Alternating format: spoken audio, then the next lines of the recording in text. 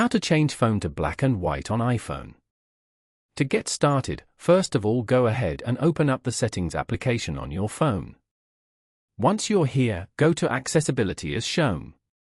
From here, you can personalize iPhone in ways that work best for you with accessibility features for vision, mobility, hearing, speech, and cognition.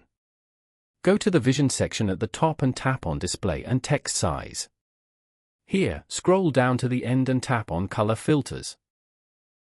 Color filters can be used to differentiate colors by users who are colorblind and aid users who have difficulty reading text on the display. Over here, turn on the Color Filters option. Then, select Grayscale from the options. You can also increase or decrease the intensity of the color filter below. Following these steps, you can easily change phone to black and white on iPhone. Thank you for watching.